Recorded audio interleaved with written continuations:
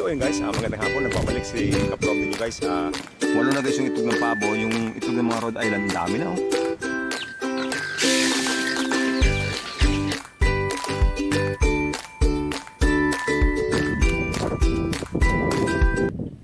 So ayun guys, magandang hapon, nagbabalik si Kaprom ninyo guys. For today's video guys, punta tayo sa bukid. Magpakain tayo ng mga lagang manok, aso, tsaka baboy. Tapos guys, tingnan ko rin yung yung mga itlog ng organic. Sobrang dami na. So iuwi ko naman sa bahay yung mga alaga ko. Guys, yung kulto. Oh. Hey. Stay, dito. Guys, oh. Mga bantay ko dito sa bukid. Yan, si Queen, si Jack, yan. Kasi King. Yan oh. Yan. Ating mga alaga dito sa bukid. Ito guys si Queen, may ano yan. May anak yan na anim. Anim, ang ganda.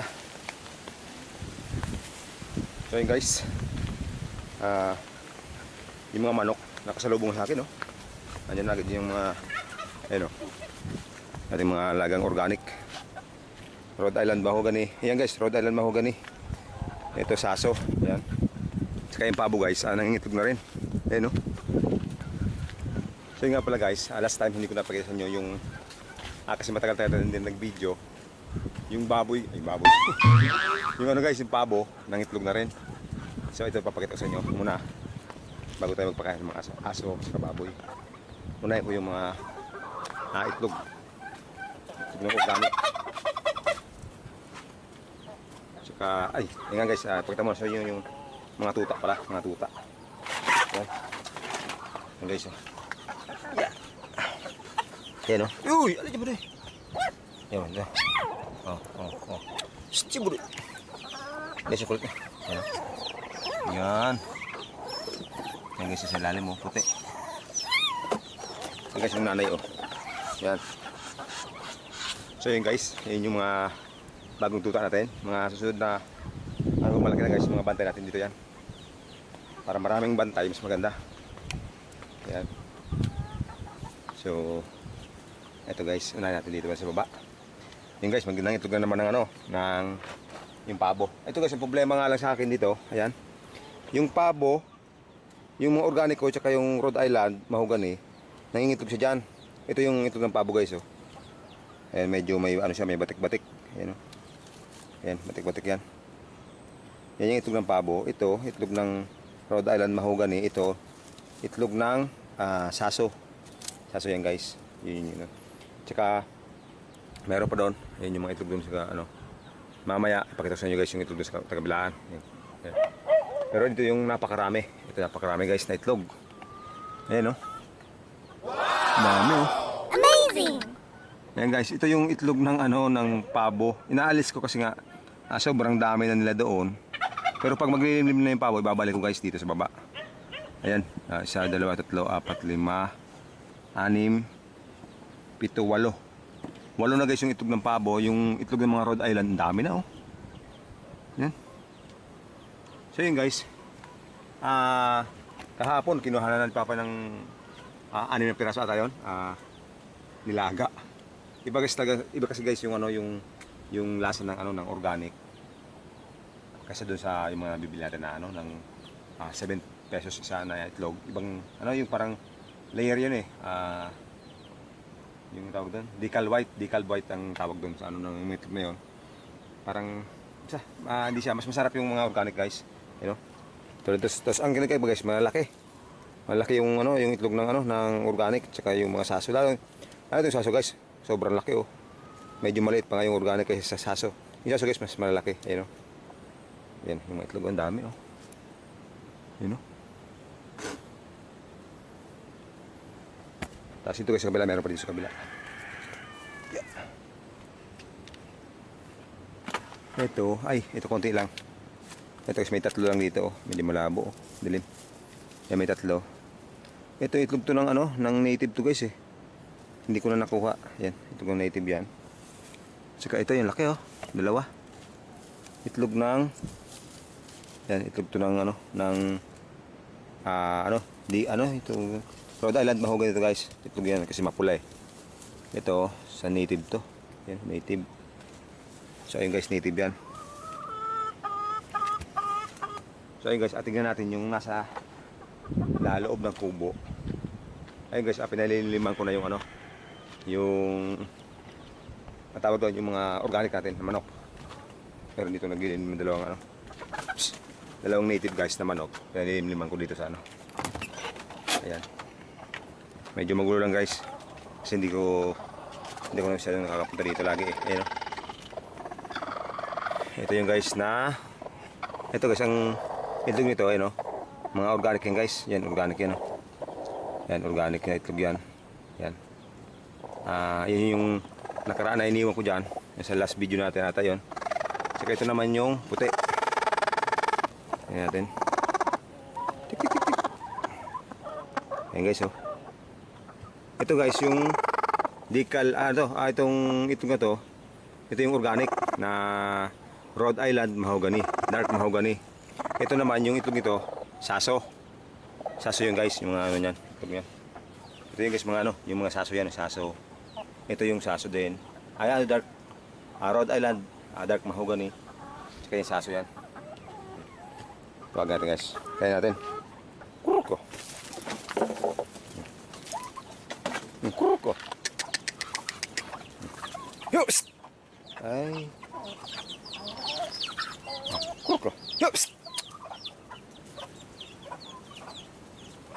Ito guys yung mga palahay ko na, oh. Yung crossbreed natin sa ano, sa ano yan, sa Rhode Island Red. Tapos ang nanay niya native guys, native na manok. So ayan, ito yung pabo. Ito guys yung ano ko, yung pure na Rhode Island Red. Hindi pa siya nangingitlog ulit guys kasi namayat siya. Pero itong mga ano, ito tataba niyan. Ito. Tsaka ito. Itong isa na to. Nangingitlog yan. Yung isang ito yun guys, yung itim na yon, yung kay Nolly Boy. Nangitlog guys ng 2 beses yun eh. Tatlong beses. Lahat malambot, yung shell niya malambot, hindi siya natigas. So sabi ni Boss Erwin Ortiz, ayan, shout out Boss Erwin Ortiz, Boss Nolly. So ayun, binigyan niya ako ng ano, nung nirestaan niya ako ng ano, parang powder. Nakalimutan ko kung pangalan nun. Basta ihalo ko doon sa pagkain o sa tubig. So nakalimutan ko na mga dalhin. Nung nakarang hapon ko yung binili guys, hindi ko pa na nailagay. Napain sa kanya. So ayun. So yun guys, tara, mag-ano tayo, magpakain ng baboy. Yan, tara.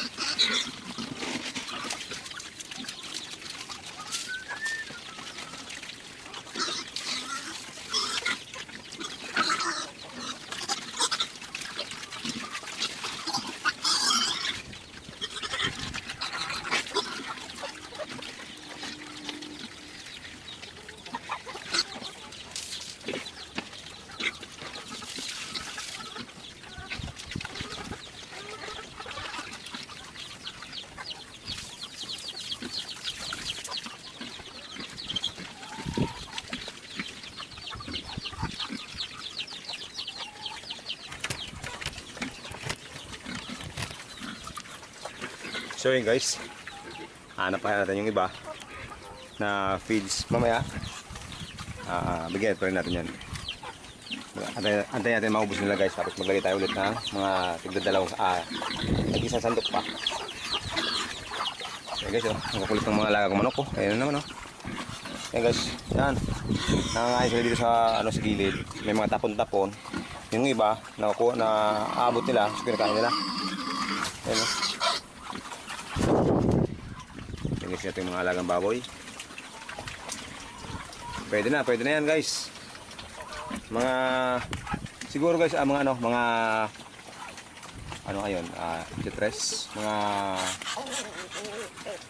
15, January 15 or 10, January 10 pwede itong i-release guys. Medyo maliit siya, nasa 3 months, mag 2 weeks na ata. Medyo maliit siya sa 3 months mahigit. Guys, medyo medyo napabayaan ko din. Kaya ito medyo kumusta nabanso to, tapos nagtay to guys. Pero ayos na naagapan naman, pero talagang kumusta nabansot na guys. Kasi yung tubig ko dito, deep well. So yun nga guys, sabi ko kanina sa inyo, yung tubig ko dito, deep well. So pag sobrang lakas ng agos ng tubig galing sa taas sa bukid, nahuhulog dito sa balon. So lumalabo yung tubig. Tapos yun nga, siguro hindi ko siya nalilinisan palagi.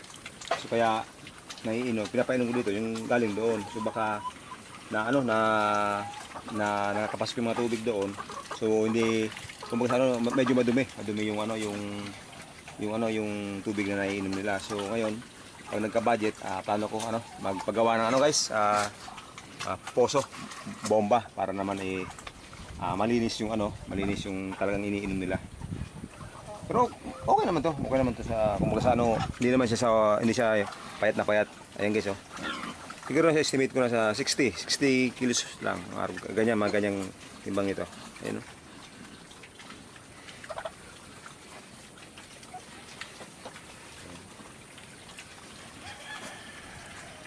yun guys, dito sa kabila. Ito yung 2 months, mag 2 months na, mga ganun guys, mag 2 months na to. Ito naman, ito yung dalawa, inilipat ko dun sa may bahay. Meron din kasi kami dun, meron din babuyan, may inahin, dalawang inahin. Yung isa binenta na namin, so nagka-problema. Tapos, yung dalawa, yung kapatid nito, inilipat ko dun para buwelo naman yung dito. Buwelo ito. So ito sila guys, mag-2 months to, mag-2 months ata. Yan. Ito, okay to, medyo okay to. Ganda. Ito guys, yung gagawin kong inahin. Ito, malaki to, malaki. Ayan ang lapad niya, plus, mahaba. Tapos ito, yung isa. Ito guys, itong dalawa, gagawin kong inahin. Ayan Kaya, plano natin yung yung dalawa, gagawin inahin. So, ayun. So, ayun guys, tapos na tayo magpakain. Sunod natin gawin guys, magtabas tayo dito ng damo. Ayan. Ito kasi guys, yung palisdaan ko. Ayan, masyado na madumi. Palisdaan, mini fish pond pala. Hindi mo palisdaan. Pero pwede na din. Ito kasi guys, yan, hindi na masyadong nakikita yung mga isda. Ayan, kasi nga, madami ng kangkong. Kasi yung gilid niya, pangit na. Ang dami ng Ano gusto yung isda? Doon, malaki. So ayan guys, yung ating halos di na makita yung baba. Kaya ito guys, yung gawin ko, tabasin ko yung gilid. So alisan ko ng mga, ang tawag doon, mga kangkong. So ayun guys, yung gagawin natin na sunod. Tapos after nyan, magpasod tayo ng mga baka at kalabaw. Tapos ito guys, may gagawin pa pala ako dito. Ito guys, so inabot ng kalabaw. Patay tayo dyan. Ayun, inabot ng kalabaw yung yung palay. So yung kalabaw kasi guys, doon ko tinali kanina. So akala ko hindi siya makakaabot dito, pero maabot pala. Ayun. Ayun, merong kinanuhan. Pero kuha tayo guys doon ng pananim. Tapos ayos natin yan. Baka Mga mapaglaran tayo eh. Ay sige, ano niyan, nagtanim niya si Tito Sing. Yan, siya Tito Sing. Pasensya na. Inaabot ng ano. Akala ko hindi aabutin yung ano, yung pagkatali ko. Pero ano, tanaman natin.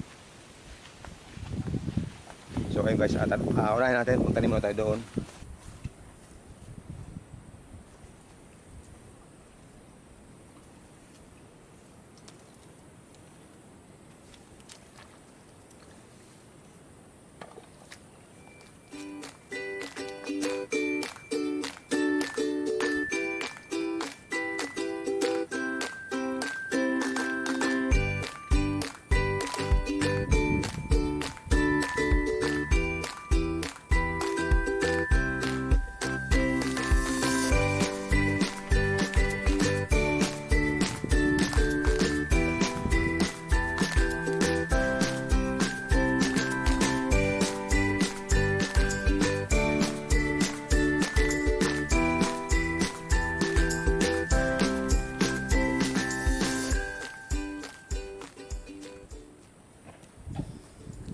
So yun guys, ang bilis lang natapos natin kasi kaunti lang naman yung operation natin.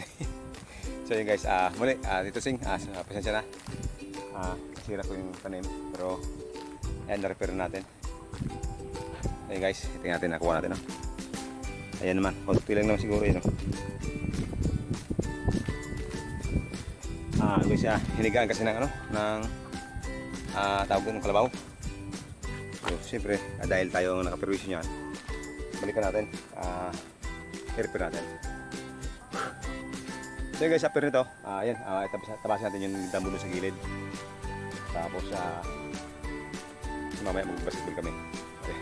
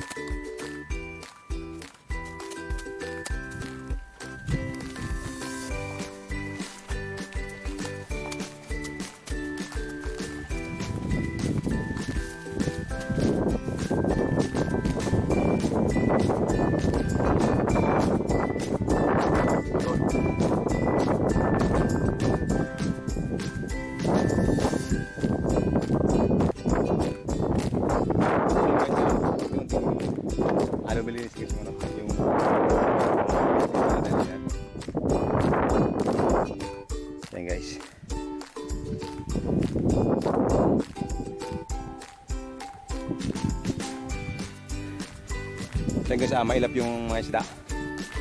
sila nalabas. Pero meron sila. Siguro guys mga 4 fingers pa lang. Mga 1 buwan pa po yun guys. So yan, tara. Ito natin yung pagkatabas.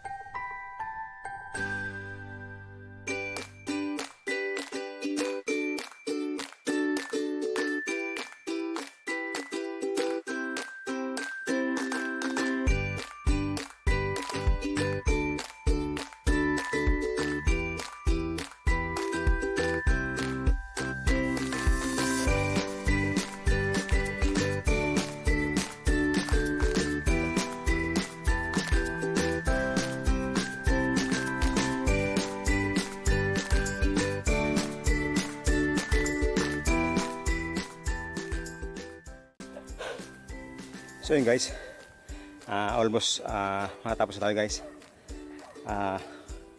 Problema, hinihingal na ako. So yun, siguro hanggang dito lang muna guys. Patuloy natin to hanggang bukas o susunod ng mga araw. So kaya hingal na eh, pagod na. So ayun, so guys, ipakita sa inyo yung naalisan natin ng damo. So yun, no? So ayun siya guys, medyo malaki rin siya nung nalinisan kasi nga kanina hindi lang makita masyadong malaki kasi ang daming dumi. So ayan guys, malinis yung pagligid. Sa mga sunod araw yun naman yung naando sa gilid. So ayun. Ayun guys, abangan natin kung may lumabas na isda. Pero tingin ko parang hindi lalabas kasi nabulabog. Pero sana lumabas habang natin. So ayan.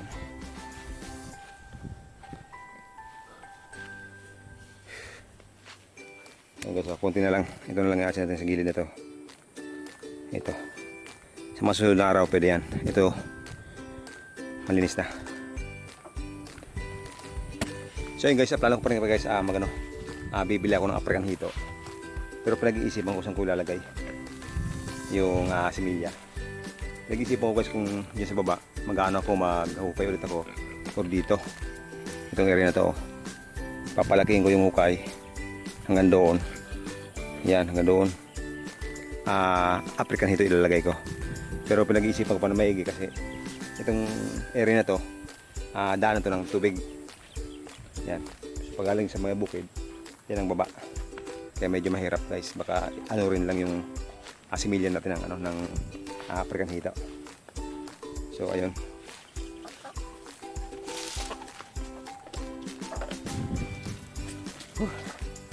Guys, mamaya ako tayo ng buko sa taas. So yun guys, bago matapos yung video natin, shoutout muna tayo. And shoutout kay Boss Lester Gagurutas, Alan, Ate Aweng, Boss Burnok, si Boss Marius Bersinio, Boss Cesar de la Cruz, Ariel Garancho, Ariel yung isa pa, Loilo. So yun nga pala guys, bago matapos yung video natin, shoutout muna sa special shoutout sa idol ko, si Janina. So yun, shoutout sa iyo, idol. Keep safe, ingat palagi. So yun, God bless.